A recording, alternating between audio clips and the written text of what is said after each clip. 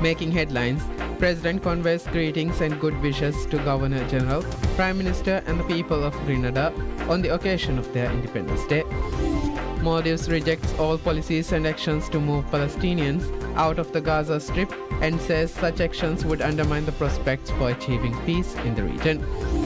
And First Lady emphasizes the importance. Assalamu alaikum and welcome to PSM News in English with me, Naeem. Maldives to Dame Cecile La Grenade on the occasion of their Independence Day. In his message, wishes for their good health and happiness and for the continued progress and prosperity of the people of Grenada. Grenada celebrates their Independence Day every year on the 7th February. Maldives government rejects all policies and actions to move Palestinians out of the Gaza Strip, which the island nation insisted would undermine the prospects for achieving peace in the region.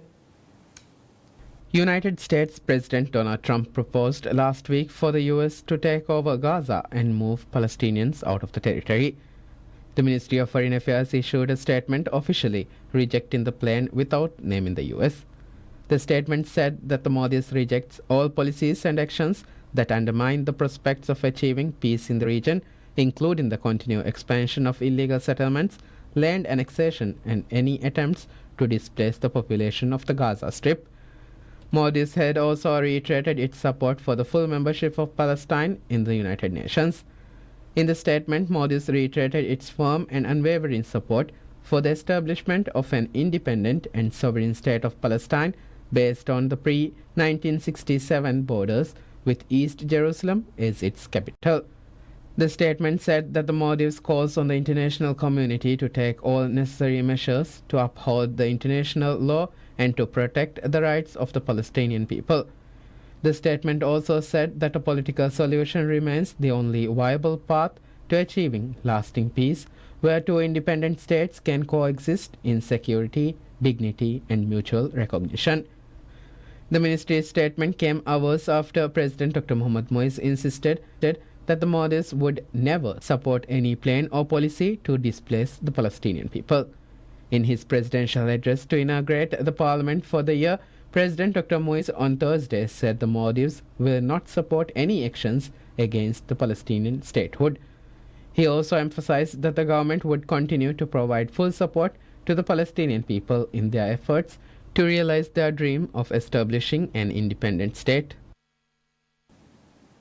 First Lady Madam Sajda Mohammed emphasizes the importance of developing the skills of individuals with autism and creating as many opportunities as possible to support their growth. She made the remarks while speaking at a ceremony held to mark the 15th anniversary of the Maldives Autism Association. The First Lady highlighted widespread misconceptions within the community regarding autism during her speech. She noted that many individuals mistakenly believe that autism needs to be cured with special treatment, or that the attitudes and behaviors of individuals with autism, which arise from differences in brain function, need to be changed. Hence, she conveyed the need for additional efforts to clarify these misconceptions, emphasizing that children must be fully accepted with their individual personality differences. The First Lady commended the Maldives Autism Association for its ongoing efforts to transform the community into a more inclusive society. She praised their work in providing necessary support mechanisms for all sections of society and in creating an environment where individuals with autism can advocate for their own rights. The First Lady also highlighted the global perspective on autism, emphasizing that despite the varying degrees of autistic challenges, several notable individuals have perceived and are living successful lives. She encouraged not to be disheartened by the symptoms of autism, but to recognize the child's potential and continuously offer as many opportunities as possible. She further emphasized the precedence attached by the administration to autism under its social justice policy. She also highlighted the government's decision to provide employment opportunities for such individuals. At the ceremony, the First Lady presented commemorative plaques to long-serving employees of the Modi's Autism Association. The Modi's Autism Association, which was founded in 2010, aims to provide various treatments to children with autism in the Modi's and equip them with life skills and prepare them for the school environment. The association also runs teacher training programs for educators that work with children with autism. Over the past 15 years, the association has served about 1,800 children, with 168 children currently receiving services from the center.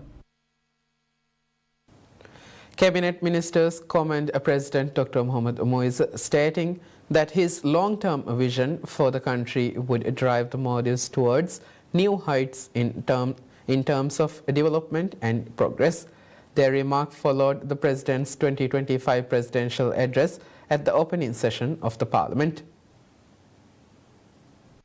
At a forum hosted by the Islamic University of the Maldives, IUM, to discuss the presidential address, the Minister of Finance and Planning, Musa Zamir, Minister of Economic Development, Muhammad Saeed, Minister of Fisheries and Ocean Resources, Ahmad Shyam, and Minister of Construction, Housing and Infrastructure, Dr. Abdullah Muttalib, spoke extensively on the key aspects of the President's speech. All four ministers offered high praise for the President for his visionary address. Economic Minister Muhammad Saeed acknowledged that President Moise inherited an economy in a dire financial state upon taking office in November 2023. While significant and swift efforts were taken to enhance the economy, it is a remarkable achievement that President Moise was able to steer the nation away from bankruptcy and towards economic growth, he noted.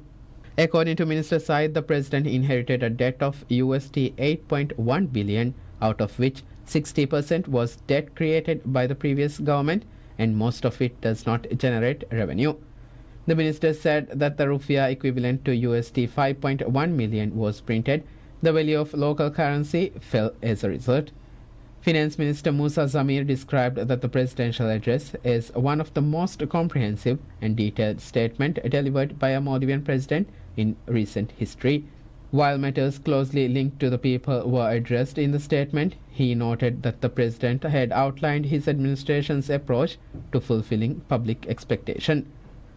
Construction Minister Dr. Abdullah Muttalib noted President Moise's commitment to sincerely working towards fulfilling the pledges he has made to the people, particularly in infrastructure and housing. Minister revealed that when the current government took over, infrastructural projects worth over USD 2.59 billion had been signed with various parties, which caused challenges in their execution. However, President Moise identified cost-effective alternatives to move forward efficiently, he noted, praising the President's vision to effectively address the housing issue faced by the country. Speaking at the forum, Fisheries Minister Ahmad Shyam noted that the President had solid plans to diversify the fisheries industry, with major initiatives to be kicked off this year. The President's vision for the fishing sector includes fish processing, increased fish storage capacity, and bringing revolutionary changes to the fisheries industry during his tenure.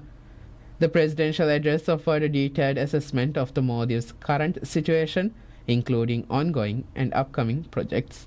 The President also outlined his economic recovery strategy, infrastructure initiatives, and policy reforms.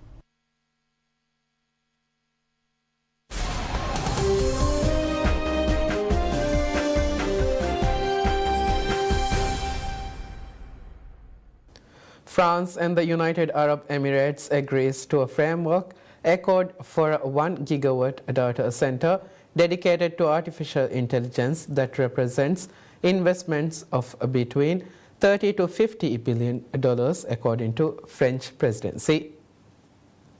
President Emmanuel Macron hosted his Emirati counterpart, Sheikh Mohammed bin Zayed Al Nahyan, on Thursday evening, ahead of a summit on artificial intelligence in Paris next week that will gather around 100 countries to focus on AI's potential. The February 10 and 11 summit also aims to put France and Europe on the AI map as they try to rival the US and China, which have taken a lead on the energy-intensive technology.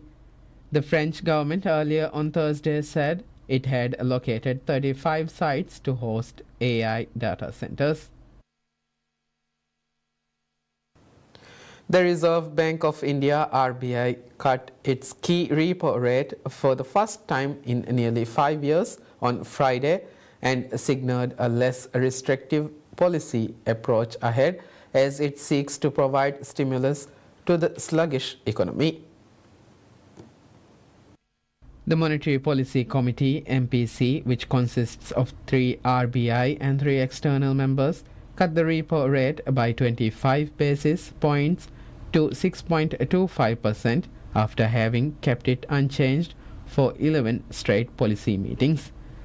All 6 MPC members voted to cut rate and to maintain the monetary policy stance at neutral. The MPC noted that though growth is expected to recover, it is much lower than last year and inflation dynamics have opened space for rate easing, RBI Governor Sanjay Malhotra said in the first policy review since his appointment in December.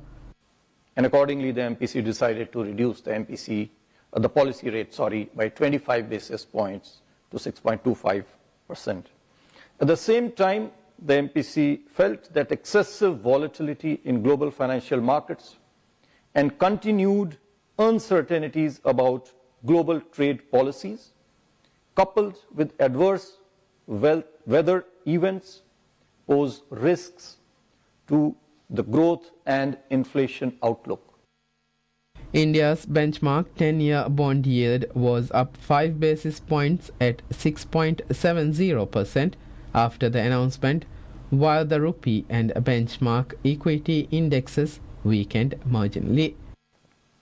The MPC also decided unanimously again to continue with a neutral stance and remain unambiguously focused on a durable alignment of inflation with the target while supporting growth. India's government has forecast annual growth of 6.4% in the year ending in March, below the lower end of its initial projection, weighed by a weaker manufacturing sector and slower corporate investments. The surge in digital frauds is a matter of concern. It warrants action by all stakeholders. The Reserve Bank has been taking various measures to enhance digital security in the banking and payments system. That would be its slowest pace for expansion in 4 years.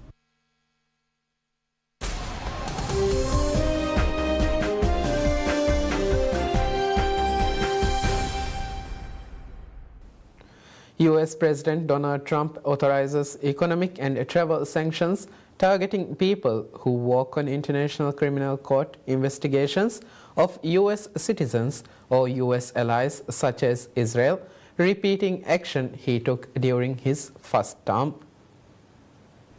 The move coincides with the visit to Washington by Israel's Prime Minister Benjamin Netanyahu, who, along with his former defense minister and a leader of Palestinian militant group Hamas, is wanted by the ICC over the war in the Gaza Strip.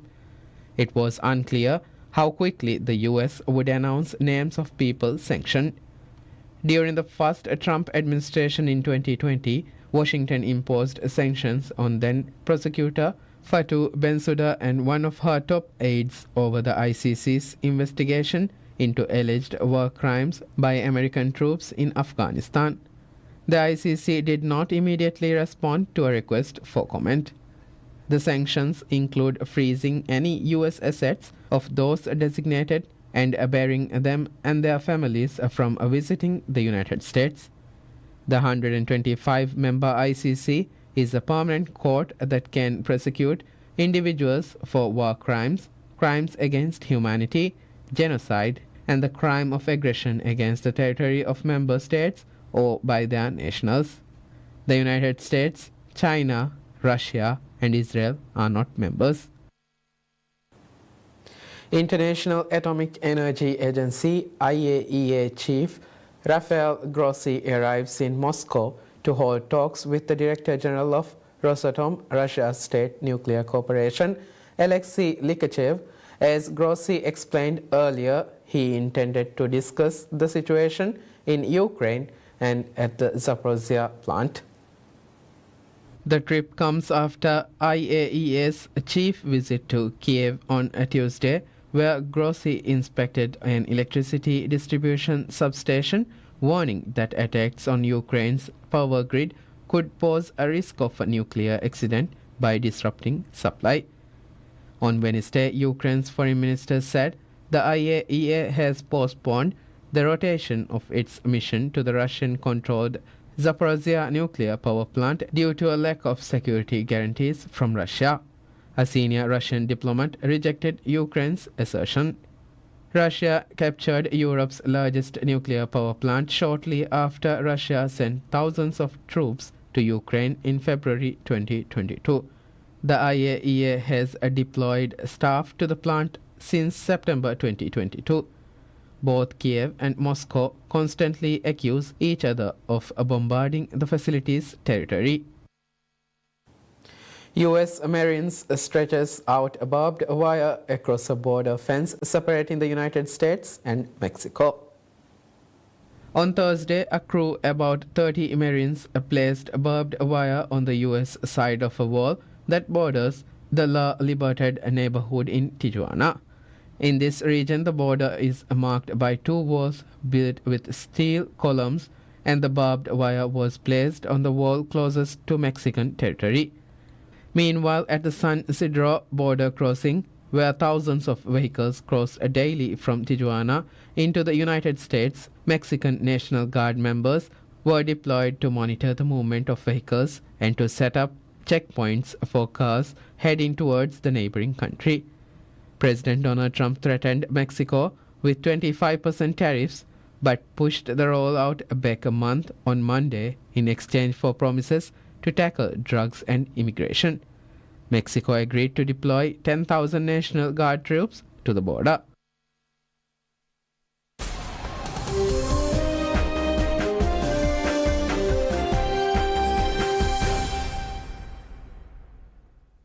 Karim Benzema scores a last-minute goal to lead Al Ittihad to a 2-1 win over Al Tawun to keep the Jeddah side atop the Saudi Pro League table. Alcaraz overpowered Italian qualifier Andre Vavasori 6-1, 6-2, 6-1 in just over an hour in the second round of the ABN AMRO Open at Rotterdam, Netherlands. The Spaniard, number 3 in the ATP rankings, won 85%, 22 of 26 of his first serve points and saved his only break point while converting 5 of 8. Alcaraz advances to the quarter-finals against Spain's Pedro Martinez, who knocked off 5th-seeded Holger Rune for Denmark 6-4, 6-1. Martinez was 4 of 8 on breakpoint opportunities to 1 of 2 for Rune. Third-seeded Alex de Minaur of Australia overcame 12 aces by the Czech Republic's Jakub Mansik, who also double-faulted 5 times to win 6-4, 6-4. Fourth-seeded Andrei Rublev of Russia won a battle with Hungary's Fabian Marozsan 7-6, 7-6. Sixth-seeded Stefanos of Greece advanced, but seventh-seeded Arthur Fils of France fell to Germany's Daniel Altmaier in 3 sets.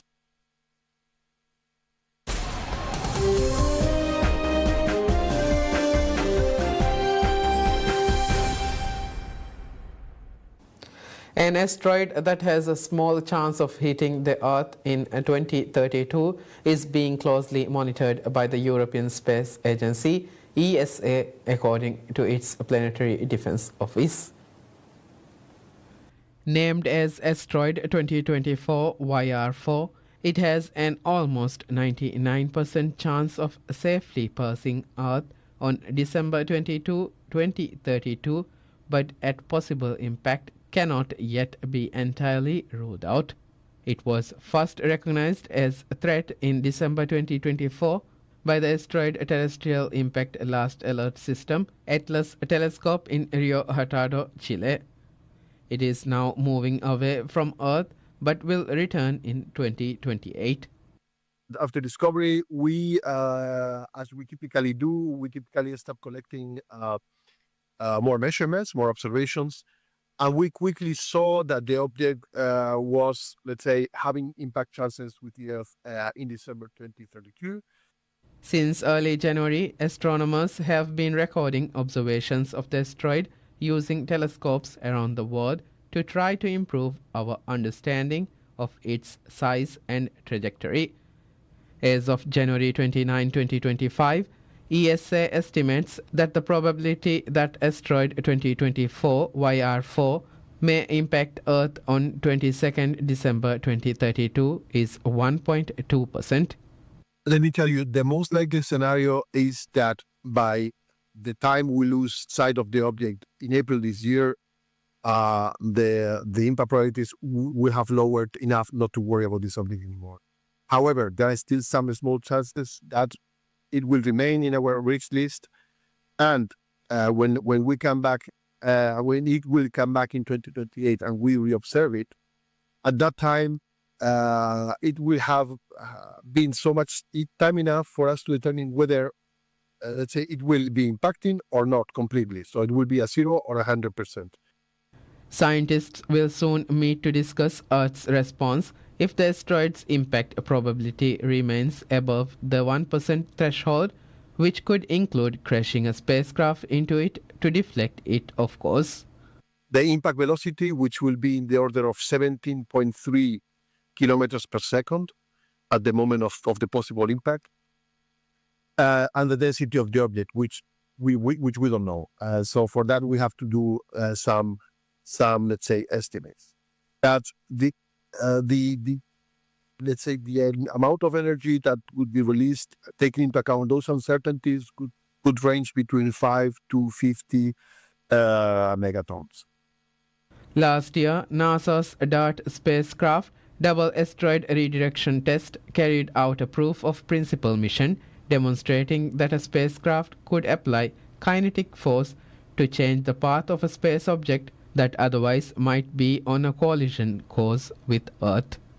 DART struck the asteroid Dimorphos, which was not on a collision course with Earth, on September 26, 2022, at about 14,000 miles per hour, 22,530 kilometers per hour, at a distance of roughly 6.8 million miles, 11 million kilometers from Earth, and succeeded in modestly changing its path.